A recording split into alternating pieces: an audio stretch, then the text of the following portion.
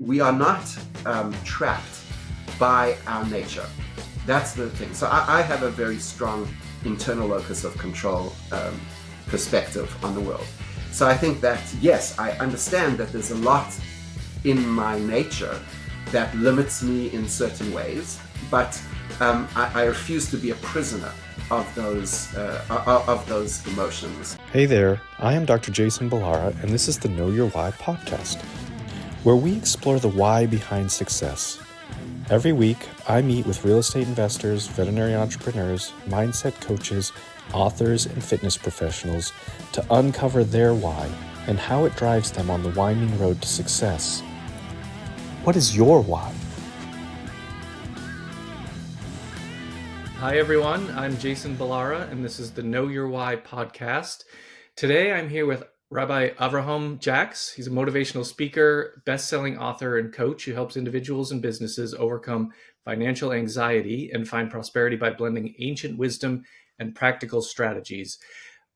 As I mentioned before we started recording, I'm definitely, I think this type of background bio sounds better coming from the guests. But first, I just want to say thank you for coming on the show. Thank you for being here today. I am very excited for this conversation, and I truly appreciate the time. So thanks for being here.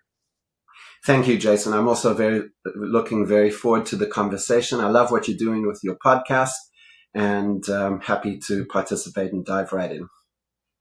Awesome. Thank you. And let's start with your story, your background. Let's kind of just hear a bit about, kind of what got you to where you are today. And then, as I mentioned, we'll have a conversation from there. Excellent. So there's a lot of aspects to me, like every single human being. I'm a father of 7 children and married to the most incredible woman. So that is the first, that is definitely the starting point if you want to understand about me is my family. I've lived on several continents and worn different hats, but what motivated me to write my book was that I had just bought a most magnificent home. I had a very high-paying job, and I was let go from that job. I lost that job, and all of a sudden, I was millions of dollars in debt, and I had 7 kids in private schools, so there was huge tuition. I had a mortgage, a very large mortgage, and I used to joke that I was a sleep champion. And what I mean by sleep champion is that I could sleep easily 8 hours uninterrupted, but many nights 9 or even 10 hours. And my sleep would always be blissful. I was always able to pay. I always earned more money than I spent. I was trying to be responsible with how I managed my finances. And so I always felt optimistic about the future. I was always looking forward to tomorrow being even better than today was. And then when I lost my job, all of a sudden I couldn't sleep anymore. So I'd wake up in the middle of the night, 2, 3 o'clock in the morning. My heart was beating. I'd be sweating. And all these thoughts would be racing through my head. Like, what if I cannot pay the mortgage? Am I going to be kicked out of my home? What if I cannot pay the school fees? Are my children going to be expelled from school? And these thoughts, they constantly, during my waking hours, the few sleeping hours that I actually got, they were a constant dark cloud over my life.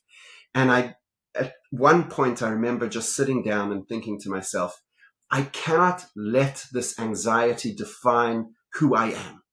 I cannot. I've got to find a way out of this anxiety. It is crushing me. It's making it difficult to breathe. It's making me difficult to think creatively, to function. And so I did what, some people may call research. I call it me-search. And the reason I call it me-search is because I really looked around for tools and ideas and concepts that could reframe the way that I'm thinking. and I found some tools that were extremely helpful. And I decided that I wanted to take these tools and share them with family, friends, and perhaps a broader audience And that was the genesis of the book, Stress Less, Prosper More. Yeah. It's the the idea of, you were doing everything right, as you said, earning more than you spent, kind of making all the right decisions and having an optimistic future. It is something that has actually been, that particular topic in from different angles has been a big part of the podcast over the years, and also just kind of my own life experiences. Is you think there are these things that are safe, and this is what I'm doing everything right, and then something happens, and you lose a job. There's a pandemic. There's a big example for almost everybody. I mean, there's certain things that happen that no one could have predicted, and so I think that there's a lot of what we talk about on this podcast is ways to maybe mitigate the risk of the things that we don't think are risky, but also what your piece here about kind of managing the anxiety and kind of getting through that mindset around these types of things is equally, if not more important, realistically, because I mean, it at the end of the day, like, there are solutions. You just can't, as you said, like, you can't let that stress and anxiety define you, and you have to work towards those solutions. So I mean, I think from a practical standpoint, what what did you do? I mean, I think recognizing, hey, this is this is eating me up is really that first step. But what did you do to kind of start to turn that around, and maybe get some of that sleep back? That's a cycle I know well of not sleeping. So maybe maybe I'm asking for me, but yeah, certainly I'd love to hear kind of the stuff that you did to help. Obviously, I'm sure some of it's in the book, but maybe some steps that people can think about, in when they're in a position like that. Sure. I think I agree with you 100%. You put your finger on it. It's about mindset. I say in the book, there is nothing you can do in a state of fear that you could do better if you're in a state of calm and tranquility. In other words, fear is always, it's a limiting emotion. It's going to hold you back. It's going to prevent you from being creative. It's going to prevent you from making good decisions non-emotional decisions based on facts. These are all the things you need to get you out of the hole in the first place. But fear works against you. So there is nothing you can do in a state of fear that you cannot do better in a state of calm and tranquility. Fear, I also say in the book, there's a famous acronym where it says fear is false evidence appearing real. And when you're in a state of fear, there's so much that surrounds you that seems to be real. I'll tell you, as human beings, we're actually a bit hardwired. We're biased towards negativity and towards fear. And it kind of makes sense from an evolutionary perspective if you think about it. Our ancestors lived in a much more dangerous world than we live in. Most of us are not at risk of our castles being attacked by foreign enemies on any particular day of the week. We don't have tigers that are ready to jump out of bushes and make us their evening meal. So but that was the reality of our ancestors. So if you go back a couple of 100 years, you see that the world was a much more dangerous place. So if there's two gentlemen walking down a dirt road, 300-400 years ago, and they hear a rustling in the bush, and one of them goes, "I'm out of here," and he zips away and he runs away in absolute terror.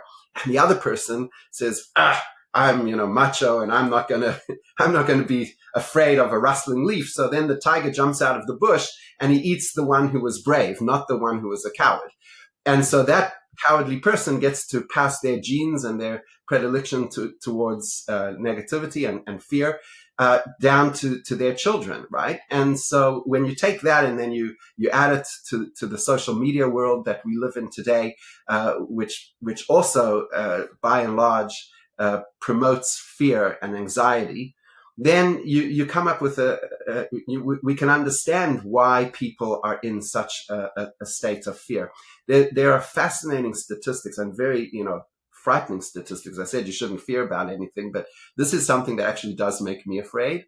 And that is, if you look at how many 13-year-olds, for example, are hospitalized because of panic attacks, and you look at that statistic, that awful statistic over time, you see that around 2010, there was an inflection point, and it was practically unheard of that children as young as 13 years old should suffer from anxiety to the level that they are suffering today. And then from about 2010, the chart just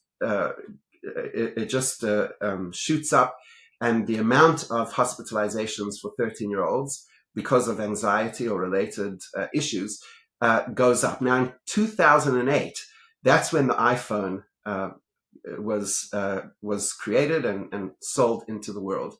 So I think that there is a definite correlation between being exposed to the things that we're exposed to on the online world and the impact that it's having, especially on the youth, but also on adults as well. So I think that going on a media diet, not this podcast, of course, everything else, but this podcast being the exception, going on a media diet is a very healthy thing. So curtailing how much we're exposed.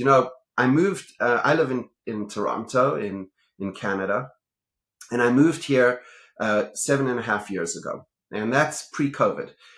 And when we arrived in Toronto, my family and I, so the thing they didn't tell us about Toronto, because had they told us, we may have rethought our decision, is it's really cold here in the winter and it snows a lot. So they didn't advertise that on the tourist packages for Toronto. But when we arrived here, which we arrived in January, so it's the coldest month basically of the year, and there's the most snow.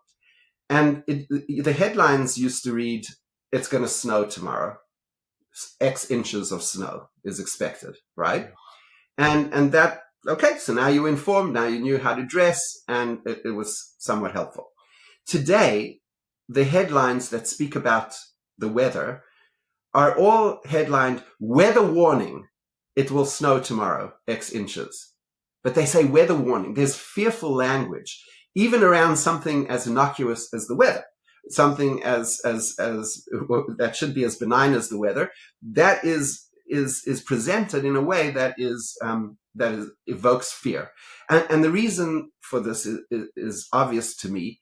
Media companies are beholden to their shareholders. They have to maximize profit. That is what they are around for. And because of this negativity bias that I believe has been inculcated into our genes over the millennia, I think that we naturally are attracted to something that sounds fearful. We want to see if it's dangerous. We want to avoid the danger. So it's very attractive. So we've got a multi-billion-dollar industry working to try and make us afraid. That's how they earn money, and we are. So I think one very good mindset reset that we could all embark on is to just be intentional and be aware of the media that we are consuming and the impact that media is having on our mindset, on the way that we look at the world, on how much fear and anxiety we're experiencing, and to see if we can, rather switch to I said it a bit in jest, but I actually am serious. Switch to the Know Your Why podcast, which is filled with edifying, inspiring, and stories, and rather consume that information, And you will see that slowly, or even maybe not so slowly, your attitude will change, and there'll be less fear, and you'll look around and you'll see less fear in the world. So that would be one easy, or maybe not so easy, but quick tool that one could use, is to just be more intentional about what type of ideas they're consuming. Yeah. Well, if this podcast makes less fear in the world, then I told you before we started that I don't always have the best the best marketing approach to my podcast. I just do it because I enjoy it and I enjoy the connections. But yeah, that would make it all worth it if we had if we're creating less fear in the world. But Absolutely. it's interesting. Sorry. No, it's just interesting. You're as you were sort of started that conversation with the evolution of the need for us to have fear. I was I was ready to ask you, well, why do you think with so much advancements in technology and stuff, we haven't evolved away from that fear? But you explained very eloquently that is the reason we have actually gone towards the fear. It is the technology and the media and all of that that is so just available to us. Also solidified that my kids won't get a phone until they're as old as I can keep them away from it without too much fun. I mean, it's So just you're another one of those worst parents in the whole wide world that that's so mean and vindictive and won't let their children have access to a smartphone like everybody else in the whole world has. So at least I know that there's two parents in the world that have that attitude. yeah. That's great. They I already don't feel like so. they already like to say that sometimes, that I'm the worst parent when I won't let them do something. But yeah, I mean it's scary. I didn't know about 13-year-olds being hospitalized for panic attack. Like that stuff is just that's what scares me. I think I can I don't know, maybe because I grew up in a time without that stuff so readily available, that I sort of am able to recognize, this isn't real, or this isn't something that I need to get, too worked up about, just on via media.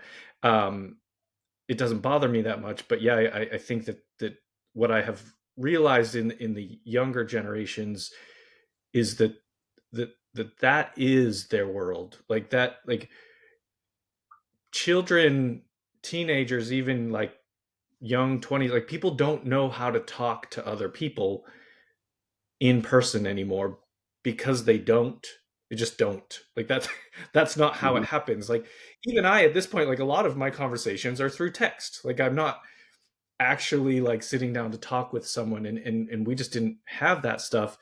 um but yeah, it is a different world, and the access to information is so readily available. And then you mix in uh AI and kind of the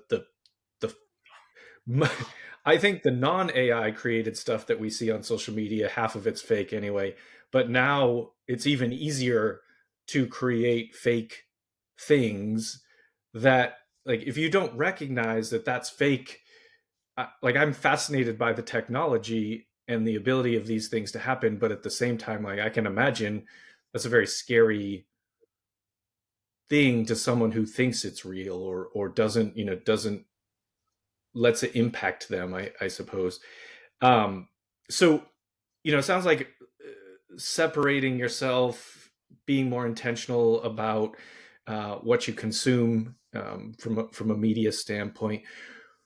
What about outside of that, outside of the social media, our phones, television, that kind of thing? Do you think that there are other ways um, for people to mitigate some of the stresses that they're feeling, the anxiety?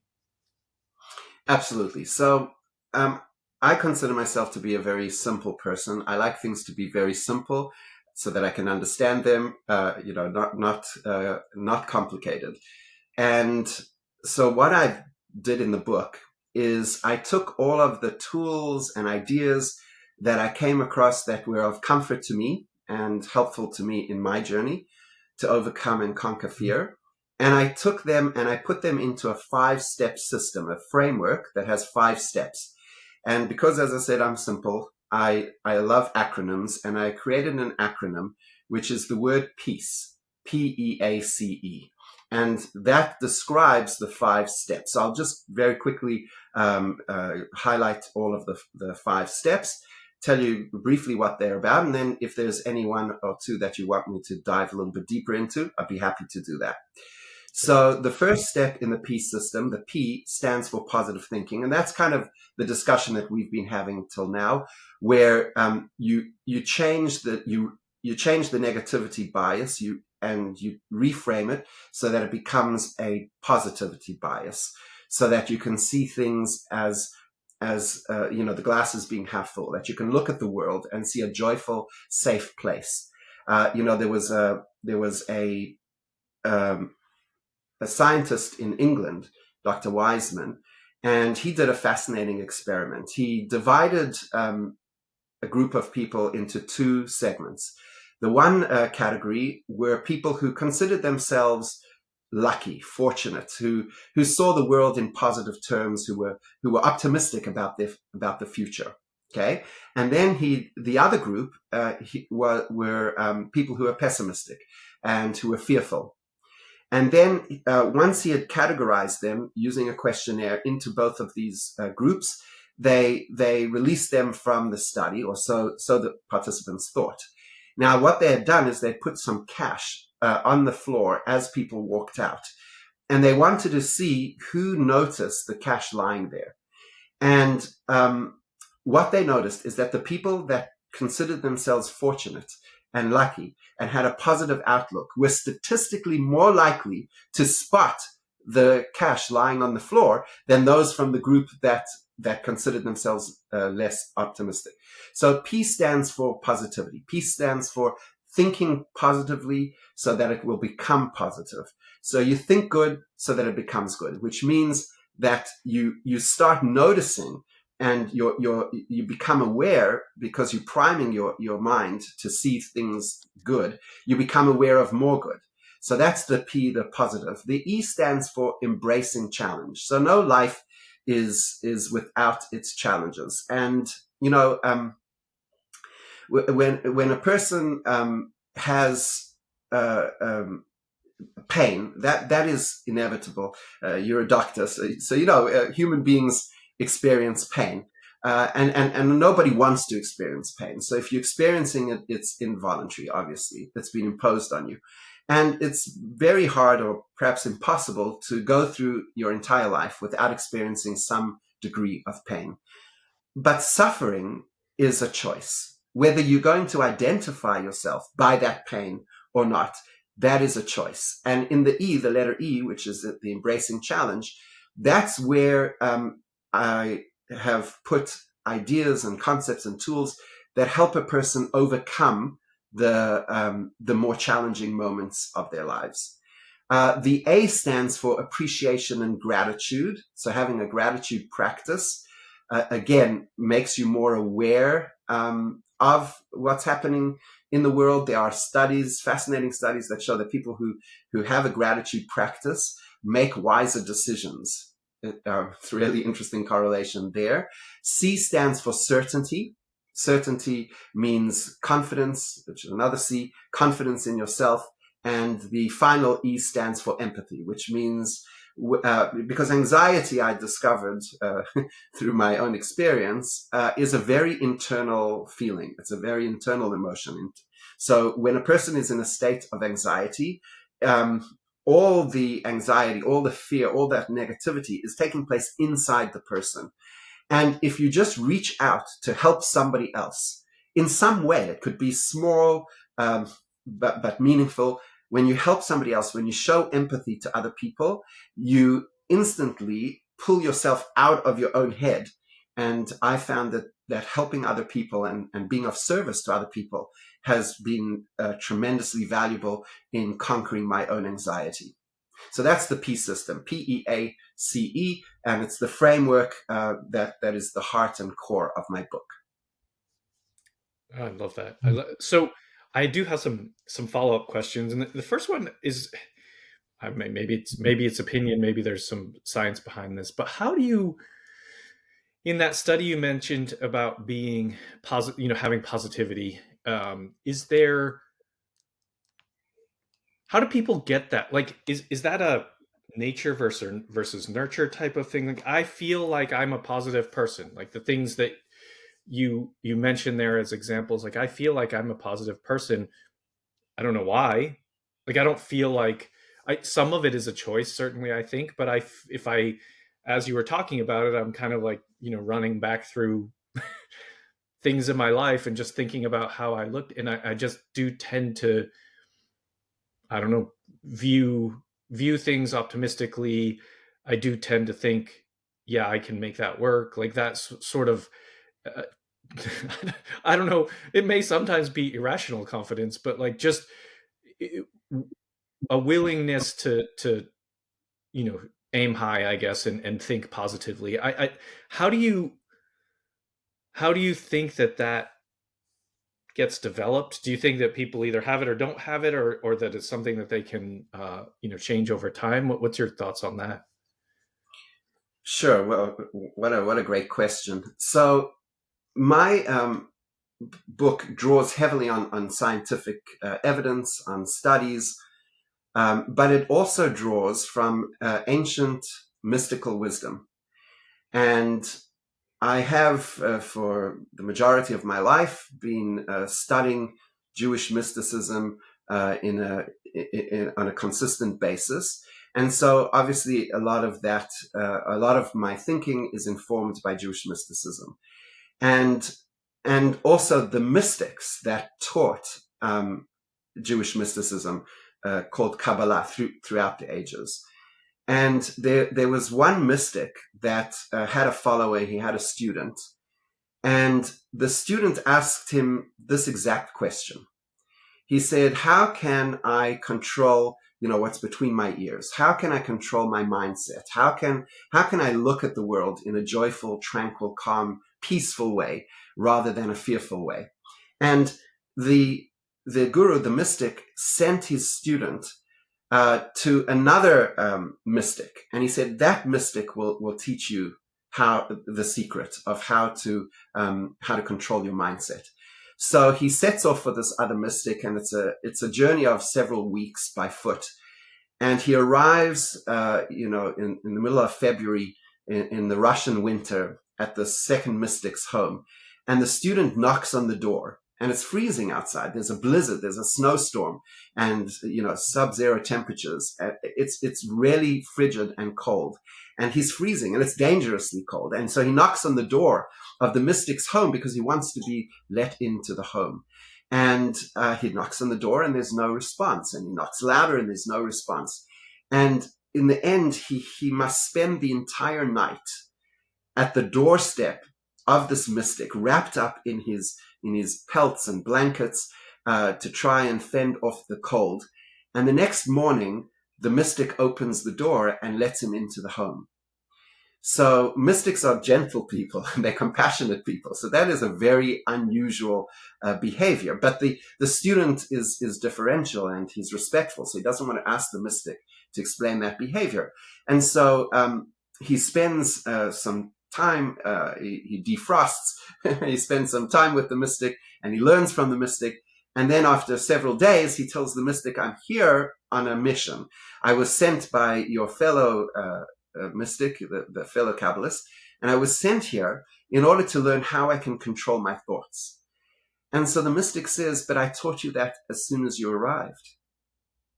You see, you are the master of your mind, just like I am the master of this home.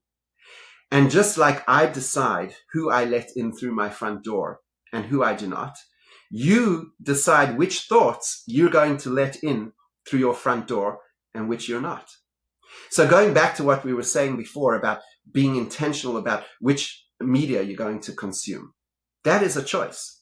But it is also a choice to surround yourself with certain friends.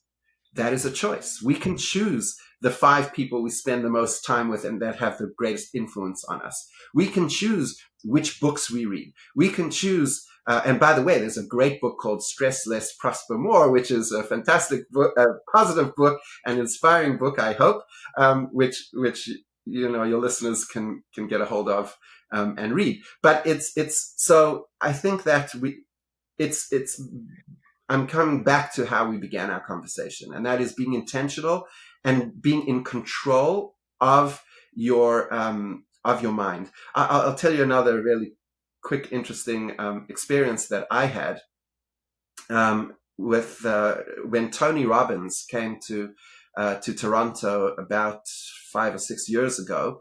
I had the privilege of being in an intimate crowd of about 15,000 people with Tony Robbins. And what Tony did is he said he's going to do an experiment with the crowd. And what he said is that we should look around the room and we should try, he'll give us exactly 1 minute, 60 seconds, and we all need to look around the room, and we all need to find something to find things that are blue, the color blue. And then he's going to ask us to close our eyes and then try and remember how many things we can get and come up with a list of how many items we can remember that were in the room that were the color blue. So he gives us these 60 seconds and we're frantically looking around, and I'm very competitive by nature. So I'm like looking, okay, 1, 2, 3, 4, I want to get as many as possible so I can have a big number, so that I can see how good my memory is. And he says, okay, 60 seconds up, everybody close your eyes and list things that are in the color red. So he changed the rules at that moment. And I'm telling you, I could not think of a single thing that I saw that was in the color red, right? And then he gives us a few moments to stew in that. And then he says, okay, now open your eyes and look around. And everywhere you look, there's a sea of red. It's red, red, red everywhere you look. So what he was teaching us there is that, we have something in our brain, you would know this, called the reticular activating system. And what that does is it focuses us on, actually what it does, its function is to stop things from coming into the mind. So we are constantly bombarded by tens of thousands, hundreds of thousands of data points, information points, what our eyes see, what our ears hear, what we feel. And it would overwhelm our brain. We wouldn't be able to do anything if we didn't have this part of our brain which filters out that which is not important. So it will let anything that's dangerous in. So if there's suddenly an explosion, you'll become aware of it. It will let your name in because a person's name is one of the most important words in the English language. So if you're at a party, you may have experienced this before, where let's say you were at a party and there could be 100 people in the room. And you're focused on the person in front of you, and you're talking about something, and you're involved in the conversation. And all of a sudden, across the room, somebody says, Jason, and your attention will instantly be, will focus on that. So how come you never heard what they were saying before they mentioned the magic word, which is your name? And the answer is because you are, because your reticular activating system is blocking out everything that is not necessary. So, but you can prime the RAS, as it's called. You can prime it. And the way that you prime it is what Tony was doing. He was telling us, look around and notice blue. So then our RAS was letting in everything that was blue, right? And you may notice this, like, let's say you buy a certain brand of car, right? And let's say it's white.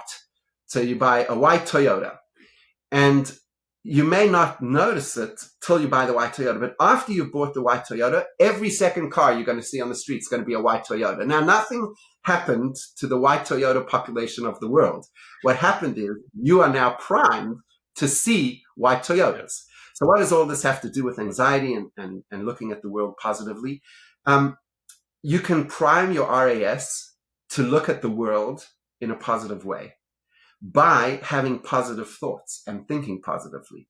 So I think it's a two-pronged attack against fear.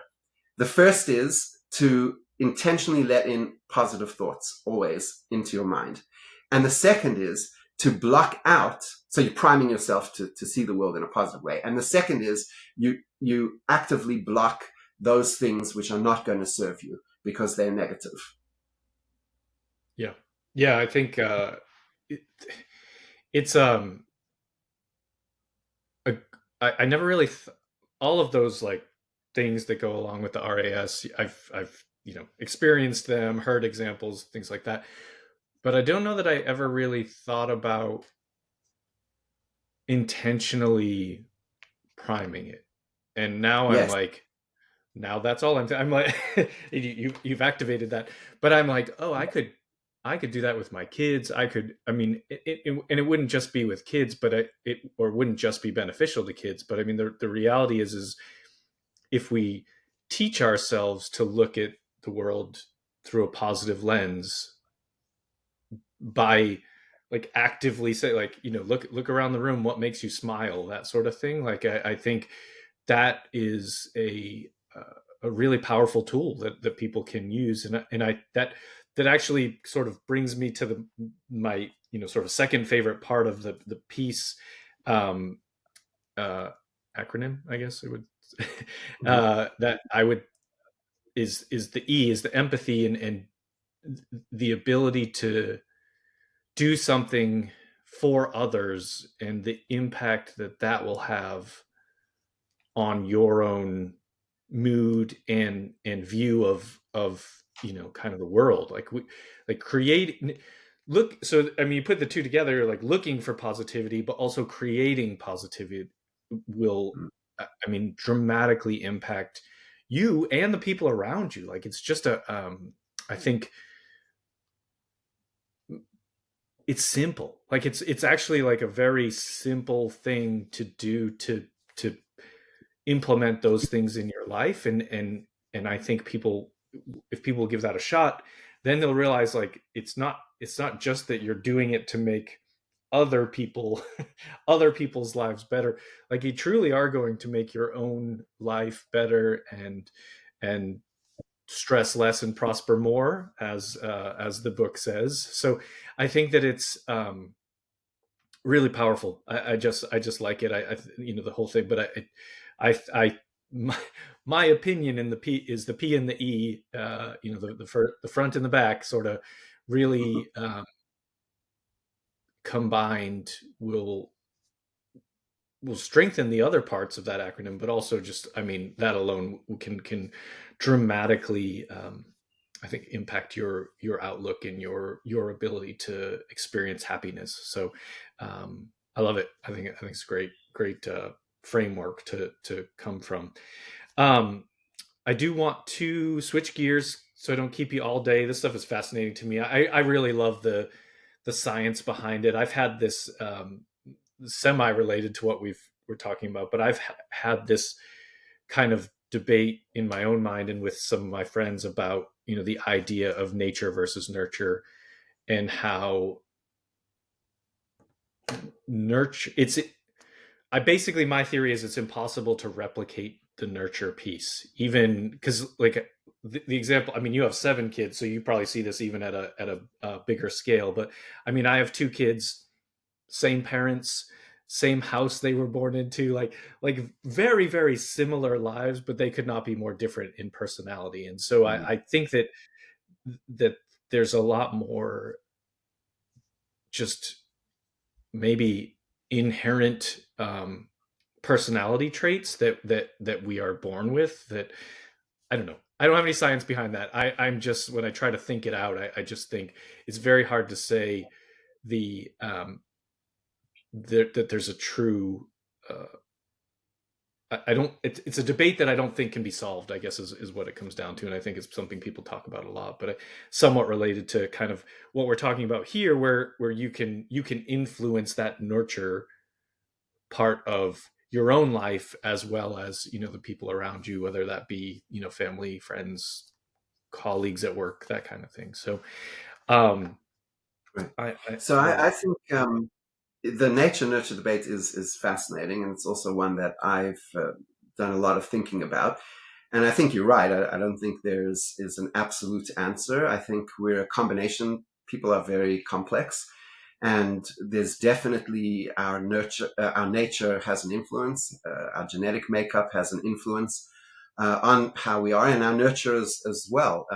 The circumstances of our life and who we have impacts us as well. So in psychology, they speak about an internal locus of control and an external locus of control.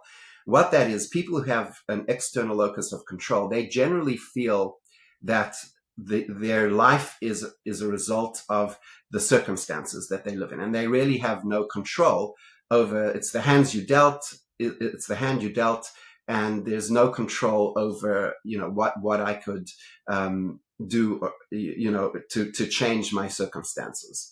So if I was born into the right family, if I have the right brains, the right looks, and everything, then I can be a success. A person who has an internal locus of control, it would say, I have I make my own luck, my own fortune. So a lot of it, regardless of what's happening around me, which I have no control of, obviously, but what I do have control is my reaction to what's happening around me.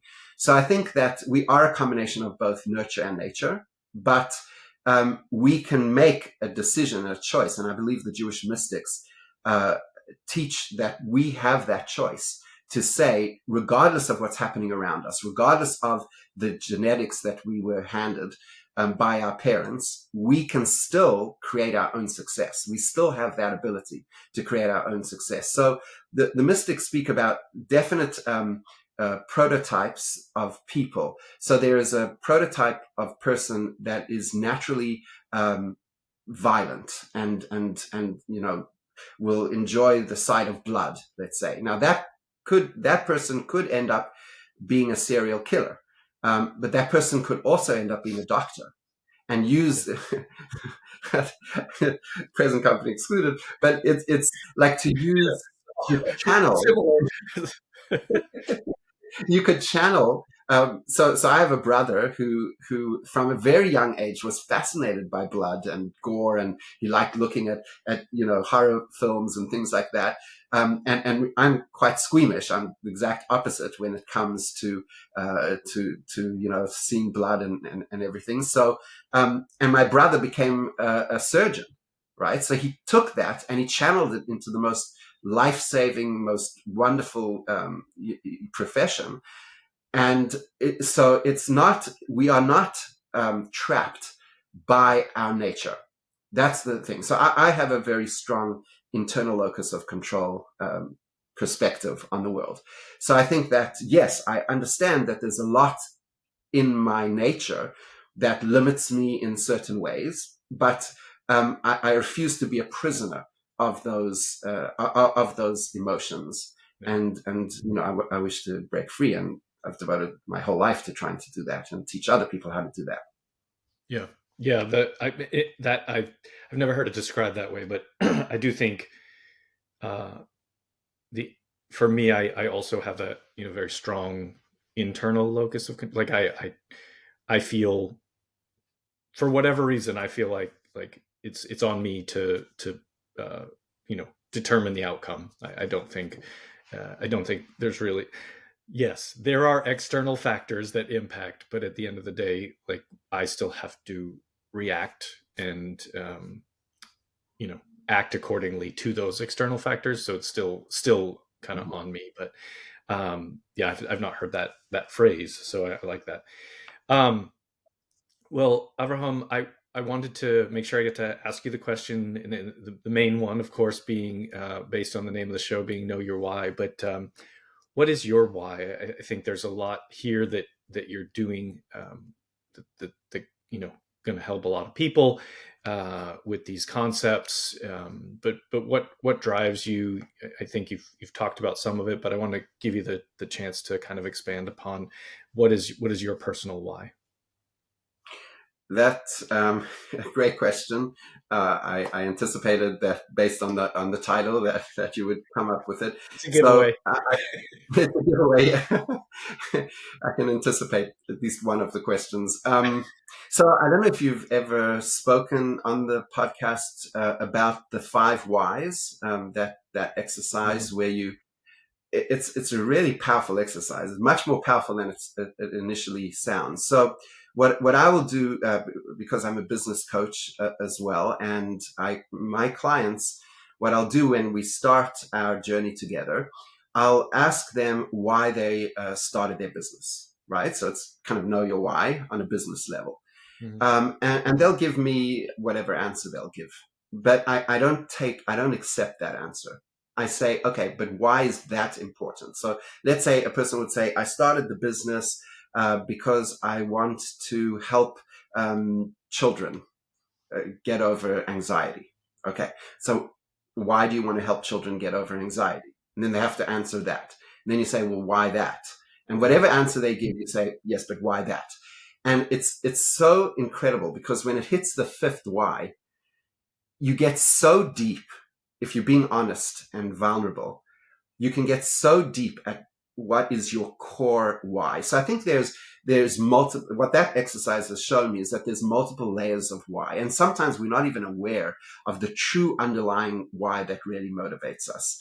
So um, I've done the why exercise with a number of times, and it keeps coming back to this idea of fear being so limiting. You know, there's a saying that I'm very fond of, which is fear is a mile wide and an inch deep. And what that means, a mile wide and an inch deep, is when you're running away from something you're afraid of, no matter how far you run, it just seems to also be there. And you can never outrun fear, but you can jump into fear. You can turn around and face it. And when you do, you see that, what? That's what I was afraid of. It's only an inch deep. It's nothing. I can easily stand in this water and I'm perfectly safe. And fear is, as we discussed, so limiting. So I think, what is my why? My why is if I can help as many people on this earth to embrace life in a way that is not fearful, where anxiety has no place, but they are bold, they're brave and courageous. They can look those things that are fearful in the eye and use them as catalysts for their growth. If I can do that for one person, I think my life would have totally been worth it. But if I could do it for many people, the impact of taking away fear and anxiety will unleash new relationships that fear is holding back. It will unleash new businesses, new innovations, new curative medicines will come when we are not fearful, when we innovate, when we go boldly into the future. Every decision that we make in a state of calm and tranquility is a better decision than if we were in a state of fear and anxiety. And so I think my why is to declare a war against fear and anxiety. And that gets me out of bed every morning. I love that. I love yeah, it's funny from a as a real estate investor, I work with investors and things like that, and it's I get to experience people's fears and anxieties, at least in that particular space, on a regular basis. And um, I I have noticed and really kind of hit hard how much that's holding people back from uh, being able to actually like live the life that they want to. And so I think that yeah, your the impact that focus that why could have on the world, would allowing people to actually take steps to pursue happiness, I think just would be truly like world changing. So I think that's amazing. um when people hear this and they want to reach out to you, what's the best place for them to connect? My website is rabbijax.com. That's RABBIJACKS.com. And the book is available on Amazon. It's called Stress Less, Prosper More. And I would love to connect with people on LinkedIn as well. Okay, fantastic. Well, we will put all of that in the show notes.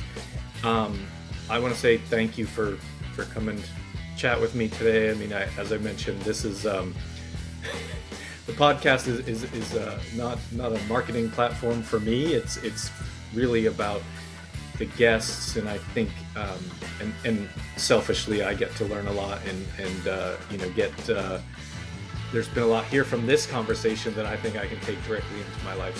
So thank you so much for being here. I think you'll have a lot of people connecting with you over this, and just really I think the idea of being able to reduce the stress and anxiety in people's lives is just a fantastic mission. So thank you for being here. Thank you for taking the time out today. I truly do appreciate it. You're most welcome, Jason. I had a lot of fun, and I would love to do it again sometime. Yeah, that would be great. And folks listening, make sure you connect with Rabbi Jax. We will have all of that information in the show notes. Also, please like, rate, and review the show so we can continue to get great guests. And as always, thank you for listening.